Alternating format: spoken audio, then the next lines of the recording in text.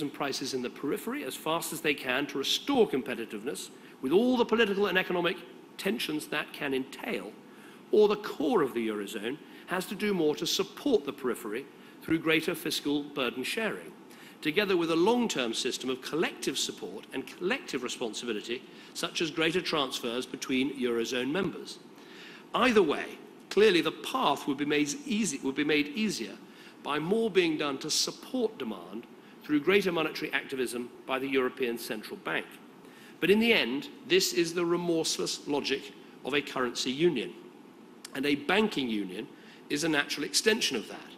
If banks in one part of the single currency area are in trouble, then it's right that other parts of the union should protect depositors to avoid a threat to the currency as a whole. That is the case in America with their single currency. It's also the case in the United Kingdom with our single currency, as we saw spectacularly during the global crisis of 2008 with the Royal Bank of Scotland. Now, of course, these things are difficult to do. But just because these things are difficult doesn't mean we shouldn't say them. If the Eurozone is to stay together, then it has to make at least some of these difficult decisions. The alternatives to action that creates a more coherent Eurozone are either a perpetual stagnation from a Eurozone crisis that's never fully resolved, or a breakup caused by a failure to address underlying economic fundamentals that would have financial consequences that would badly damage the world economy, including Britain. Now, the second threat comes in the form of the muddle-headed thinking that says that countries with unsustainable debts can just keep spending their way to growth. Now, of course, you need some flexibility in the way each country addresses its debts, just as we in Britain have used the flexibility in our fiscal targets to expand the timetable of consolidation. But debts ultimately have to be dealt with. Pretend otherwise, and the results can be pretty simple. You get markets questioning your economy, you get interest rates rising, you get confidence falling. You end up with higher mortgage rates, lower employment, and even more of the money people work so hard for wasted on paying the interest on your national debt. That's why in Britain we've taken this very bold and decisive action to get our public finances back under control. Here at the G20, we need to send an unequivocal message that deficit reduction and growth are not alternatives. Dealing with the first is vital to achieving the second. If a country wants growth in its national economy, it has to deal with its debts. And dealing with its debts is every bit as essential for the global economy as well. Countries simply cannot continue to run indefinite structural fiscal deficits without contributing to those fundamental imbalances that fueled the 2008 crisis in the first place. Now, we've made some important progress globally in addressing these imbalances. China's exchange rate has appreciated by nearly 13%. Its current account surplus is down from 9% to 3%. America has set out a plan for the steady reduction of its fiscal deficit, and their current account deficit has fallen from just under 5% to just over 3%. But there is further to go, and the G20 needs to say so, including this week. Now, the third threat we face is the failure to deliver the measures necessary for growth.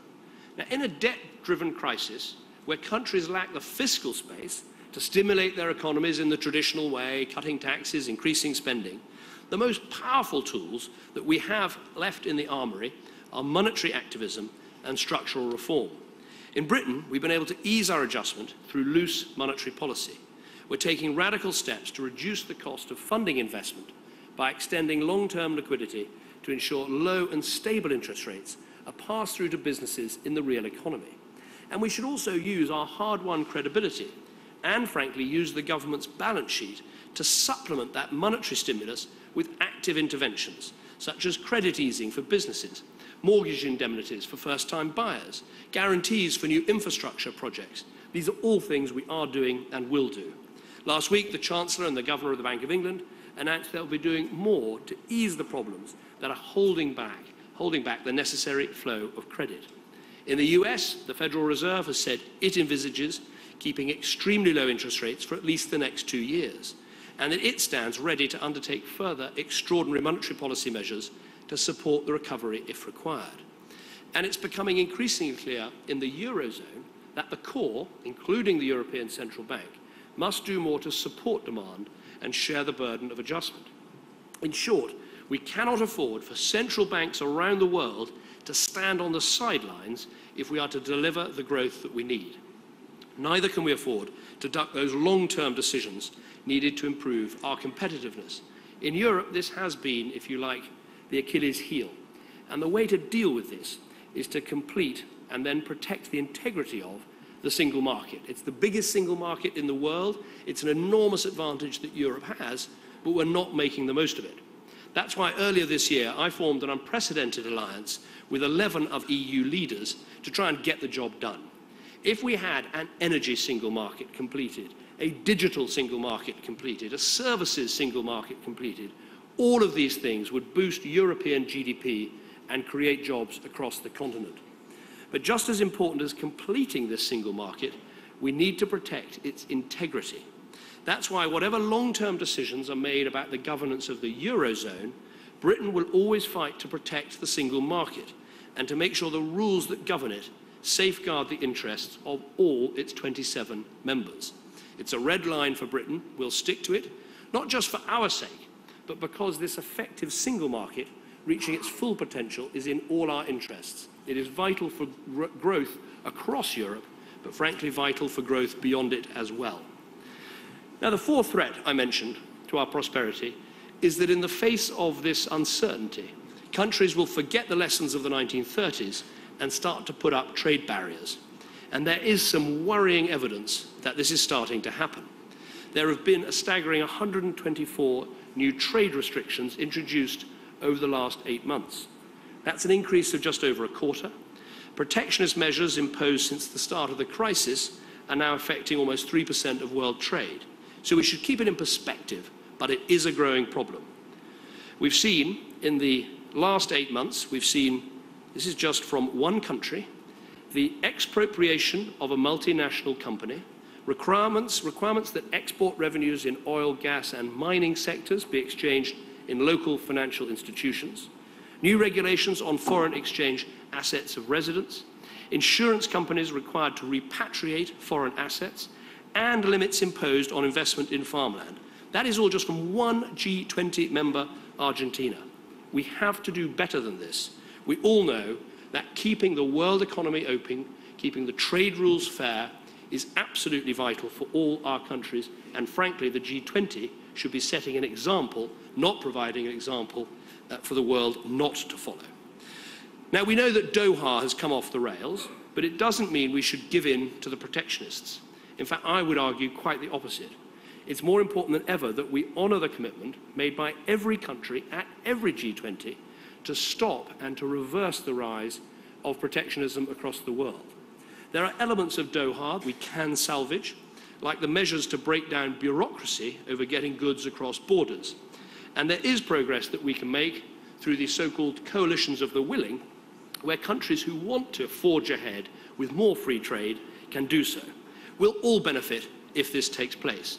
So the European Union needs to finalise its agreements with India, with Canada, with Singapore.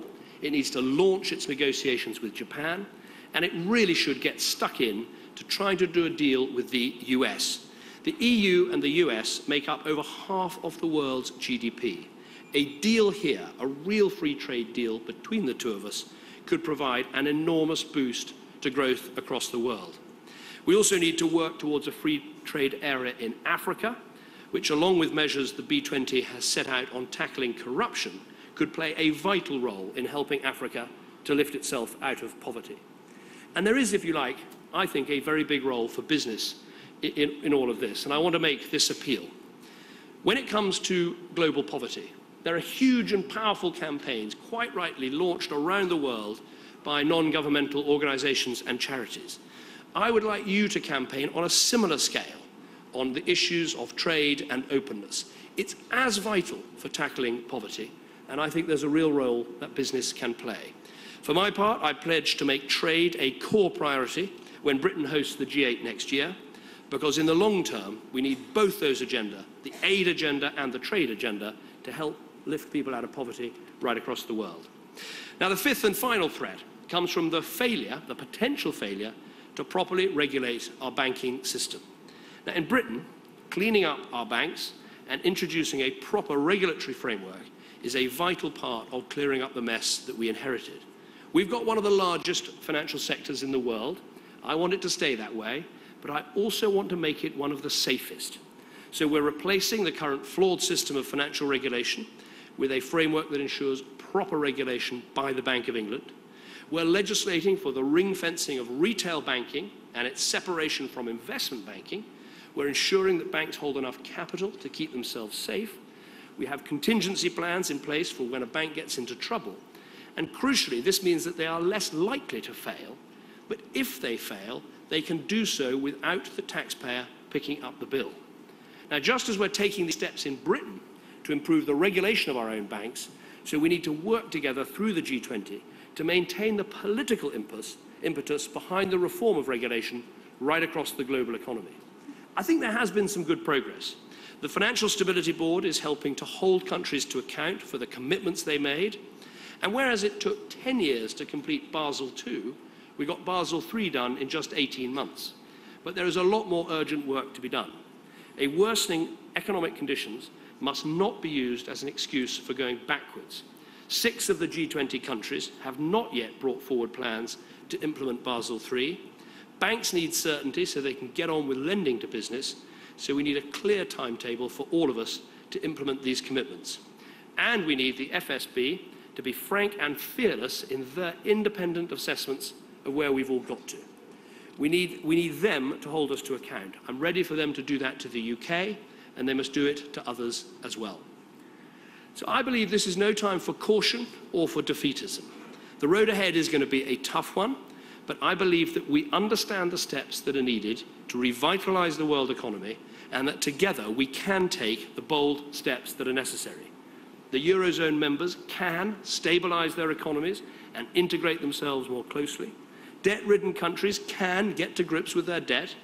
Europe and the advanced economies can reform and avoid the sclerosis of low growth and low competitiveness. New trade deals, such as the ones I've outlined, they can be done. The G20 can, if it has the will, see through its reforms on financial regulation. All these decisions, they lie in our hands. The stakes are high, of course, incredibly high, but with courage and determination, we can use these G20 and B20 summits to really begin to get to grips with these 5 great threats to the global economy. That is what brings us together here in Mexico. It is to secure our prosperity now and for generations to come. And we must not fail to address these threats. Clearly identified, it's clear what needs to be done. We need here in Mexico to get on and do it. Thank you. David Cameron speaking there to